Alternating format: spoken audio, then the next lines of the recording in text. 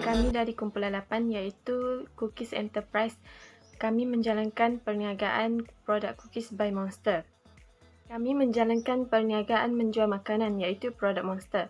Produk Monster terkenal dengan produknya iaitu cookies, brownies, puer and dip dan chocoja. Produk ini diminati ramai, tidak kira usia kerana ianya sesuai untuk semua. Penubuhan Monster iaitu bermula pada Oktober 2017. Dan pada ketika itu, mereka hanya mengeluarkan produk brownies Monster sahaja.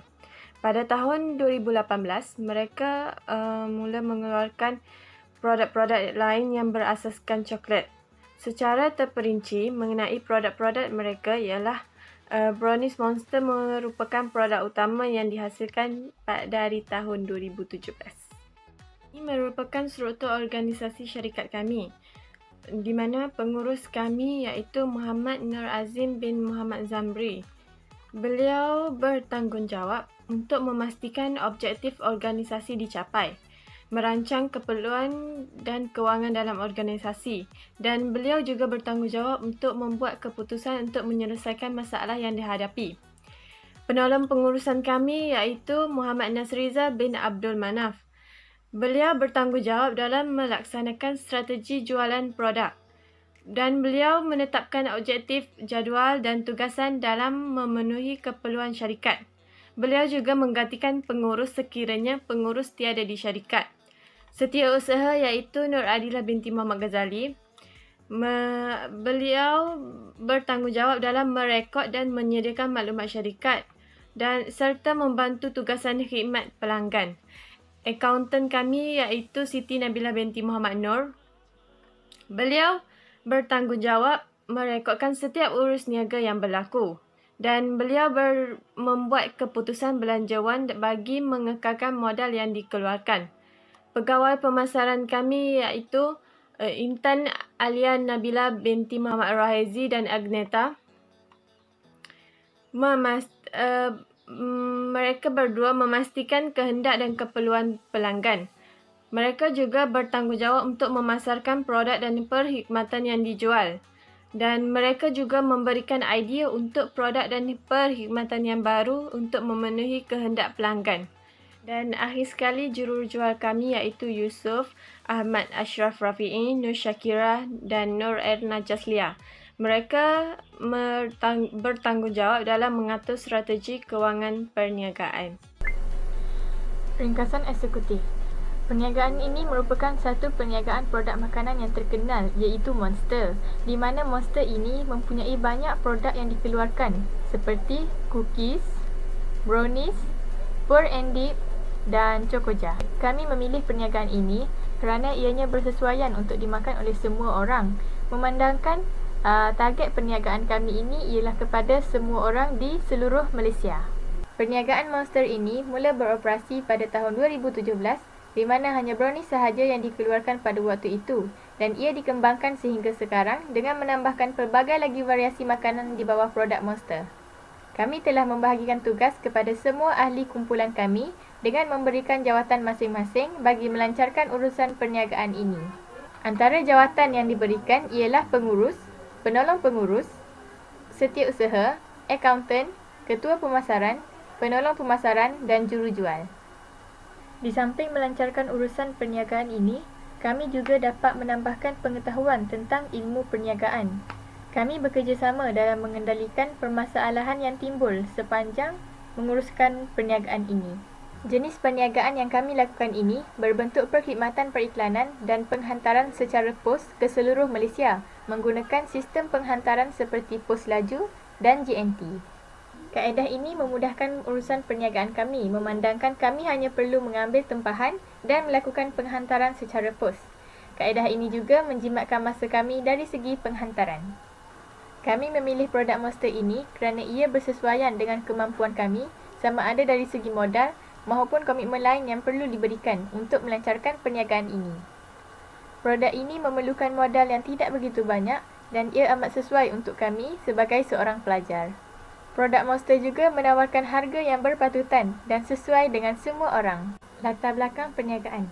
Perniagaan ini menggunakan pelbagai capaian aplikasi di laman sosial seperti Facebook, WhatsApp dan Instagram sebagai proses penyebaran serta menggunakan perkhidmatan penghantaran secara pos.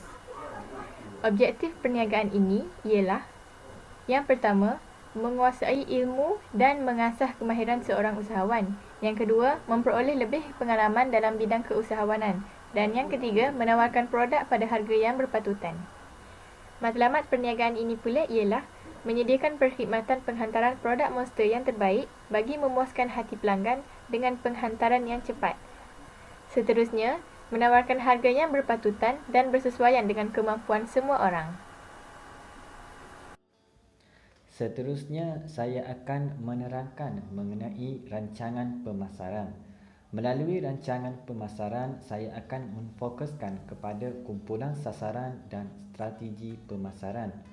Melalui kumpulan sasaran, perniagaan Cookies Monster tertumpu kepada masyarakat di sekeliling ahli-ahli kongsi.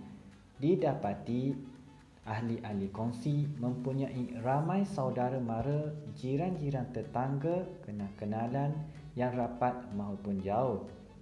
Selain itu, sejarah pendidikan dan latar belakang tempat tinggal yang berbeza meningkatkan lagi sasaran pelanggan kami. Oleh itu, kami yakin perniagaan Cookies Monster mendapat sambutan yang baik daripada para pelanggan. Bagi strategi pemasaran, perniagaan Cookies Monster memfokuskan kepada 5 elemen, iaitu yang pertama, promosi, yang kedua, pelbagai medium, yang ketiga, kecekapan pengedaran, yang keempat, harga, dan yang kelima, kepelbagaian produk. Untuk kaedah promosi, kami memulakan dengan memperkenalkan dengan menyebarkan iklan-iklan produk kami. Kami juga membina hubungan-hubungan yang baik dengan ahli-ahli pelanggan kami. Kami juga memberi layanan yang baik kepada para pelanggan kami dan juga kami memfokuskan kepada kenalan yang mempunyai ramai pengikut.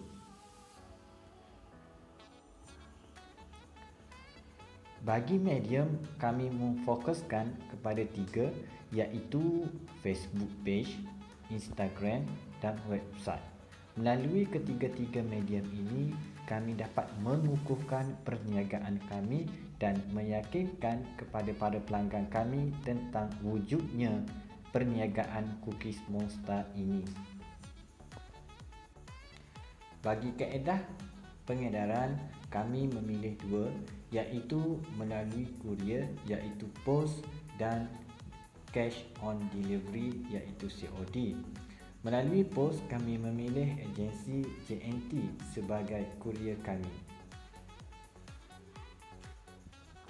Dalam strategi pemasaran, kami memfokuskan kepada harga. Kami meletakkan harga yang berpatutan untuk meyakinkan dan menggalakkan para pembeli untuk membeli Cookies Monster daripada perniagaan kami. Akhir sekali, dalam strategi pemasaran perniagaan Cookies Monster, kami juga memperbagaikan produk kami. Kami mewujudkan 5 jenis produk, iaitu yang pertama Cookies Mini, yang kedua Cookies Maxi, yang ketiga Chocoja, yang keempat Brownies Junior dan akhir sekali Brownies Senior. Hal ini dapat mewujudkan kepelbagaian produk kami dan menggalakkan para pelanggan untuk membeli produk perniagaan kami. Syarikat kami juga mempunyai rancangan pengurusan untuk mengendalikan perniagaan dengan baik dan teratur. Oleh itu, kami telah menyediakan beberapa rancangan pengurusan, iaitu kami sekumpulan memberikan sokongan moral kepada ahli kumpulan kami supaya dapat meningkatkan kualiti dan hasil kerja serta perkhidmatan syarikat kami. Kami sekumpulan juga memupuk semangat berpasukan agar dapat menangani sebarang masalah dengan baik dan efektif serta dapat bekerjasama dengan baik dalam menjayakan objektif sepanjang perniagaan kami dijalankan. Kami sekumpulan juga mewujudkan hubungan yang baik di antara satu sama lain supaya syarikat kami lebih harmoni. Akhir sekali, kami sekumpulan tidak memberikan tekanan kepada ahli kumpulan. Kami malah membantu antara satu sama lain dalam menyiapkan tugasan dan menyelesaikan sesuatu masalah sekiranya syarikat kami menghadapi masalah sepanjang menjalankan perniagaan ini. Rancangan operasi. Yang pertama adalah kemudahan asas. Semua kerja dilakukan secara online. Penjual Cookie Monster akan menjalankan urusan penjualan di rumah masing-masing. Kempen pemasaran dilakukan melalui platform WhatsApp, Facebook, Instagram dan lain-lain. Yang kedua, jualan daripada pelanggan online iaitu WhatsApp. Menerima tempahan daripada pelanggan. Seterusnya, pembayaran daripada pelanggan dan akhir sekali penghantaran kepada pelanggan melalui pos. Yang ketiga, senarai produk Cookie Monster yang ditawarkan iaitu Pull and Dip yang berharga RM18, Choco Jalku Crunch berharga RM18, Brownies Mini yang berharga RM10, Brownies Maxi yang berharga RM18, Cookies Mini berharga RM10 dan terakhir sekali Cookies Maxi yang berharga RM18. Seterusnya ialah strategi bahagian operasi. Antara strategi perkhidmatan yang diaturkan oleh kumpulan kami adalah seperti berikut. Mewujudkan perkhidmatan tempahan produk Cookie Monster secara atas talian seperti WhatsApp, Facebook dan Instagram. Penyediaan perkhidmatan menerima tempahan produk Cookie Monster secara online dan membuat penghantaran melalui pos seperti pos laju, JNT dan sebagainya. Memberi perkhidmatan atau feedback untuk Cookie Monster secara beretika dan pantas kepada pelanggan. Dan terakhir sekali, meminta maklum balas kepada pelanggan terhadap rasa produk Cookie Monster. Baik, Assalamualaikum warahmatullahi wabarakatuh dan selamat sejahtera. Saya Muhammad Nasriza dan saya akan menerangkan secara ringkasnya kanvas modul perniagaan yang telah dibuat oleh Cookies Monster. Rakan kongsi perniagaan.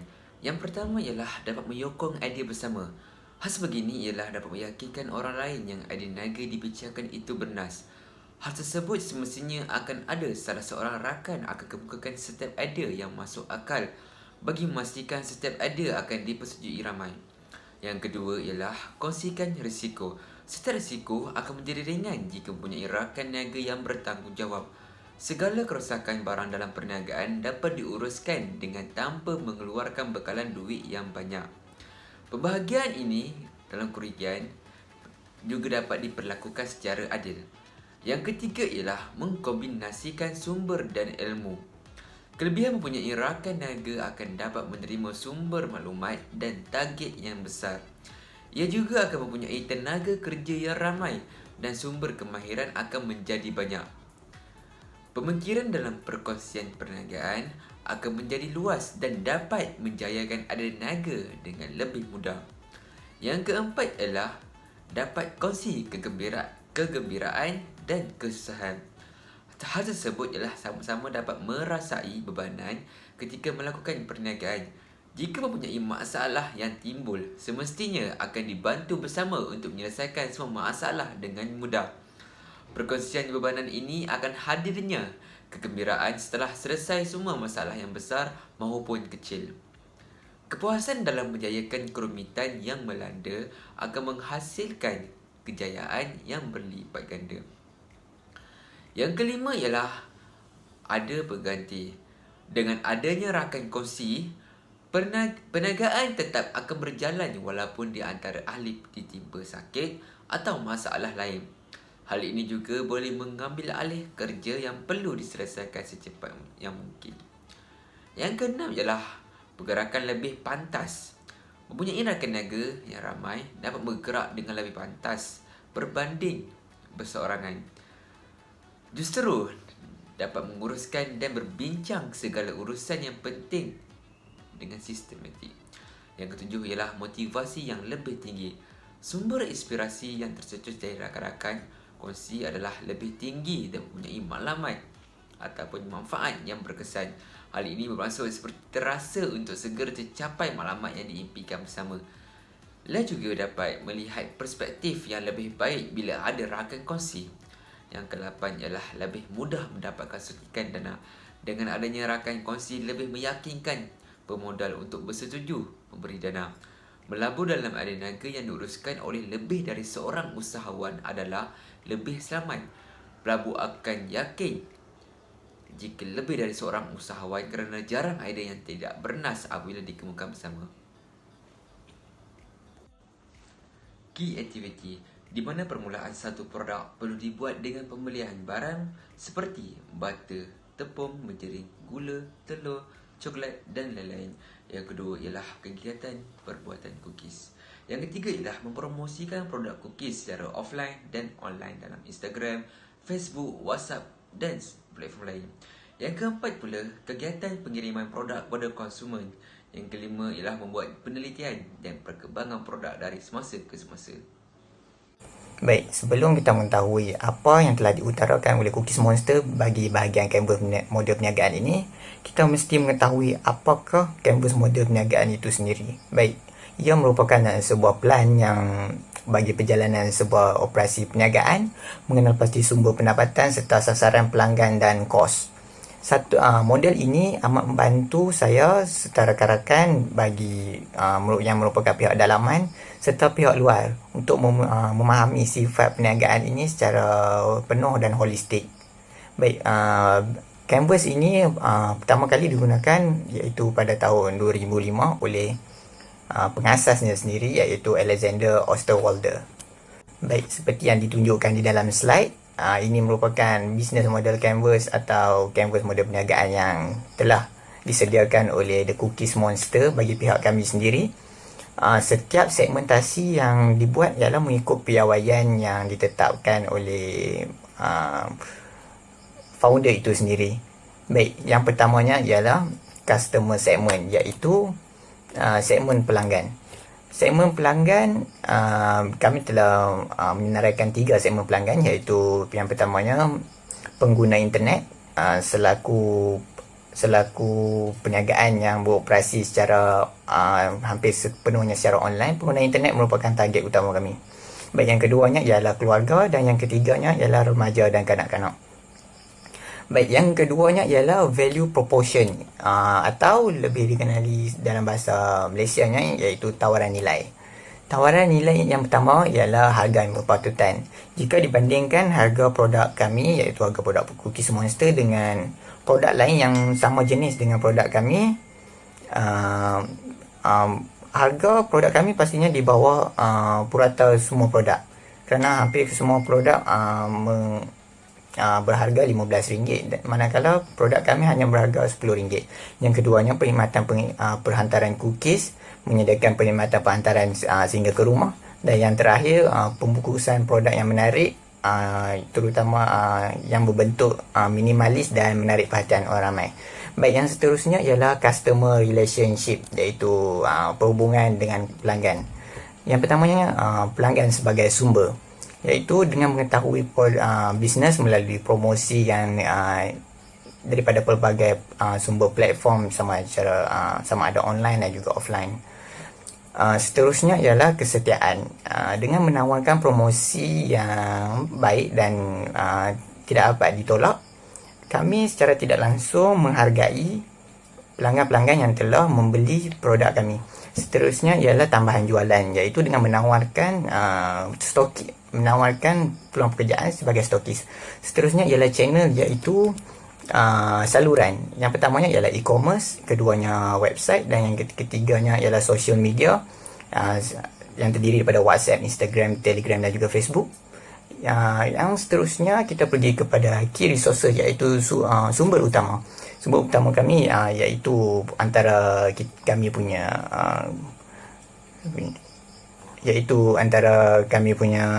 aset, iaitu yang pertamanya ialah sosial media dan juga laman sesawang. Walaupun ini kelihatan tak dapat, hanyalah kelihatan visual, namun kehilangan sosial media dan juga laman sesawang itu akan merugikan dari segi kos. Yang keduanya ialah premis dan alatan penulisan amat jelas, dan yang ketiganya tenaga kerja dan juga intelek.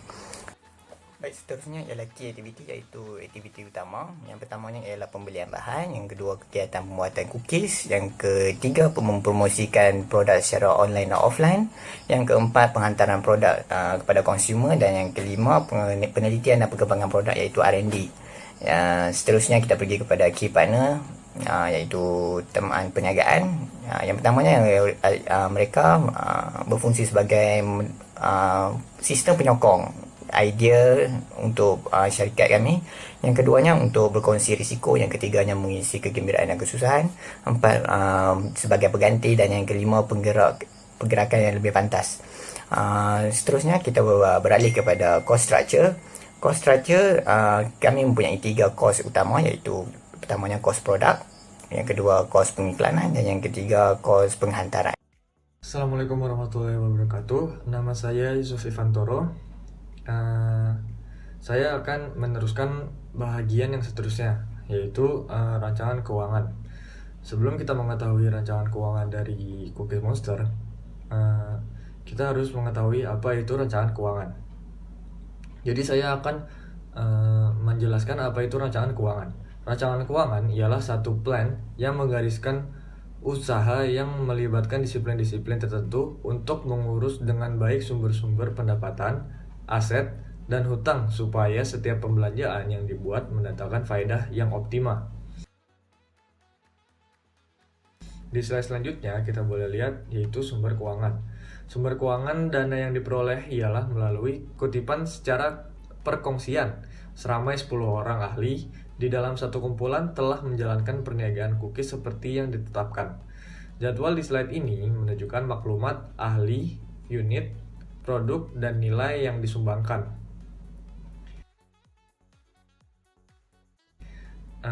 Dan di slide selanjutnya kita boleh lihat yaitu penyata untung rugi, penyata aliran tunai, dan kunci kira-kira. Seramai 10 orang ahli di dalam satu kumpulan telah menjalankan perniagaan cookies seperti yang ditetapkan. Jadwal di slide menunjukkan penyata uang rugi, penyata aliran tunai, dan kunci kira-kira. Boleh kita lihat di tabel yang ada di sini, di kolom jualan kita mendapatkan 3.000 ringgit, dan di stok awal kita ada 300 ringgit. Di pembelian kita ada 1.000 ringgit, dan kos jualan adalah sebesar 1.300 ringgit. Dan jika dijumlahkan ia akan menjadi untung kasar. Untung kasar kita memiliki 1.700 ringgit. Dan dalam pembelanjaan terdapat pendaftaran SSM, kendaraan, alat perniagaan seperti pen, gum, gunting, flyers, dan wrap. Seterusnya ialah internet, latihan, dan seminar. Pada pendaftaran SSM kita mengeluarkan 70 ringgit, dan kendaraan sebesar 180 ringgit, dan alat perniagaan 100 ringgit, internet 90 ringgit, latihan dan seminar 150 ringgit. Maka jumlah pembelanjaan operasi ialah 590 ringgit. Dan untung bersih yang kita dapat ialah 1.110 ringgit. Pada slide selanjutnya kita boleh lihat ialah penyataan aliran tunai bagi 3 bulan berakhir 31 Desember 2020. Di kolom yang ada di sini kita boleh lihat ada Oktober, November, Desember, yaitu 3 bulan berakhir. Pada kolom yang terlihat ada penerimaan. Di penerimaan ini kita mendapatkan modal permulaan di Oktober yaitu 500 ringgit dari Oktober hingga Desember, yang memiliki jumlah ialah 1.500. Dan pada hasil penjualan kita mendapatkan 1.000 ringgit pada bulan Oktober hingga bulan Desember, dan jika dijumlahkan akan menjadi 3.000 ringgit. Dan pada jumlah penerimaan ialah total dari Oktober hingga Desember pada modal permulaan dan hasil jualan kita mendapatkan 1.500 ringgit. Dan jika semua Oktober hingga Desember dijumlahkan akan menjadi 450 ringgit. pada pembayaran kita mendapatkan pendaftaran SSM sebesar Rp70 hanya pada bulan Oktober. Maka jumlahnya hingga Desember ialah Rp70 dan kendaraan ialah Rp60 dari Oktober hingga Desember, yang apabila jika dijumlahkan akan menjadi Rp180. Dan alat perniagaan seperti pen, gam, gunting, flyers, dan wrap kita mengeluarkan Rp100 pada bulan Oktober saja. Jadi bulan November dan Desember kita tidak mengeluarkan Rp100.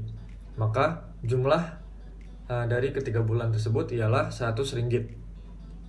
Internet kita mengeluarkan Rp30 pada bulan Oktober hingga Desember, yang memiliki jumlah Rp90. Dan latihan dan seminar hanya pada bulan Oktober yang mengeluarkan Rp150. Maka jumlah pembayar ialah pada bulan Oktober dengan jumlah Rp410, bulan November Rp90, dan Desember Rp90. Maka memiliki jumlah Rp590. Serta lebihan atau kurangan, kita memiliki Rp1.090 pada bulan Oktober dan Rp1.410 pada bulan November hingga Desember, yang jika dijumlahkan menjadi Rp3.910. Jadi baki yang ada ialah Rp3.910. Kunci kira-kira bagi 3 bulan berakhir 31 Desember 2020. Pada kolom yang boleh kita lihat ini, kita punya aset bukan semasa, aset semasa, dan equity pemilik. Di aset bukan semasa, kita menuliskan kendaraan dan telepon bimbit sebesar 180 dan 90, yang jika ditolakkan ialah 270. Dan pada aset semasa, kita ada stok dan baki di bank sebesar Rp300 dan Rp930, yang dijumlahkan menjadi Rp1.230. Dan apabila aset semasa dan aset bukan semasa ditotalkan menjadi Rp1.500, yang sama dengan jumlah pada modal yaitu Rp1.500. Mengapa sama? Karena jika kalau tidak sama, kita akan mendapatkan kerugian. Sekiranya itu saja dari saya. Slide seterusnya akan diteruskan oleh rekan saya. Terima kasih. Wassalamualaikum warahmatullahi wabarakatuh. Selamat sejahtera, ini adalah pembentangan untuk perniagaan atas talian oleh syarikat Cookies Enterprise. Pengenalan syarikat Cookies Enterprise. Perniagaan atas talian merupakan perniagaan yang dilakukan secara atas talian, yang mananya ia menggunakan internet sebagai medium perantaraan antara penjual dan juga pembeli. Perniagaan atas talian amatlah sesuai digunakan ketika pandemik COVID-19 yang melanda di seluruh dunia. Oleh disebabkan itu, kami sekumpulan bertekad untuk menggunakan perniagaan atas talian secara langsung dan tidak langsung. Kami menggunakan media platform seperti Instagram, Facebook, dan juga website.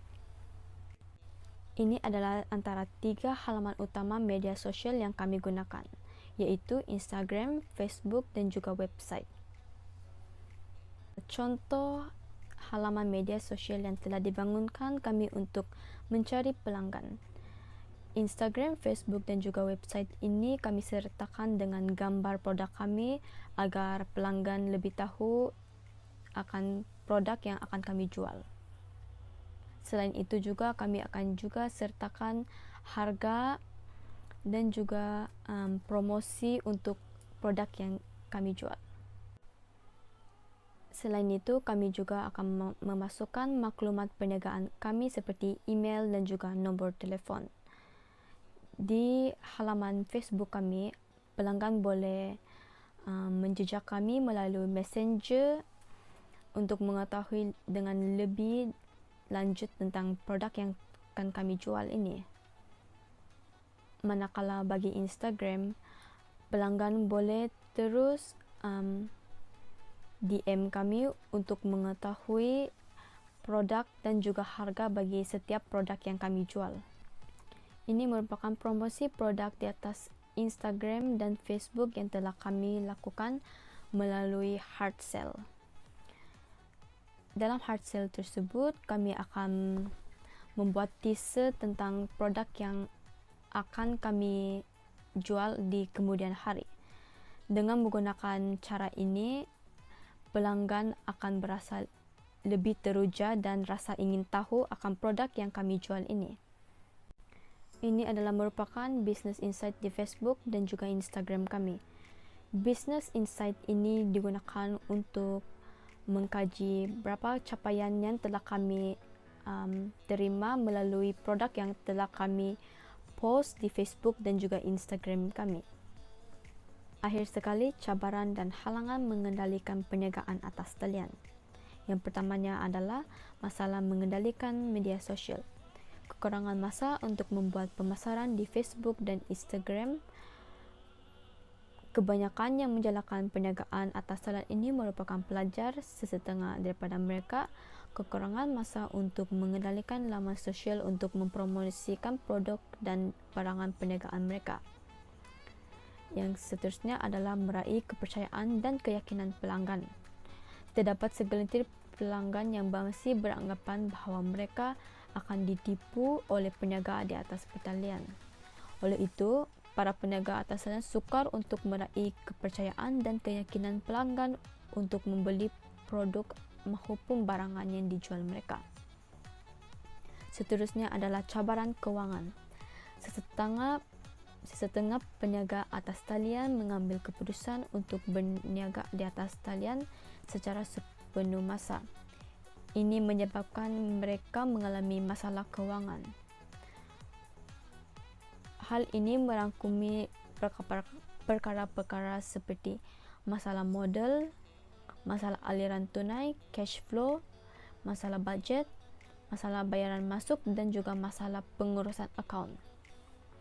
Dan akhir sekali adalah cabaran persaingan. Terdapat jenis perniagaan yang sama yang dijalankan oleh beberapa individu. Oleh itu, peniaga atas talian perlulah mencari kelainan dari segi kaedah pemasaran bagi mereka menarik para pelanggan untuk lebih tertarik kepada produk atau barangan perniagaan yang dijual oleh mereka.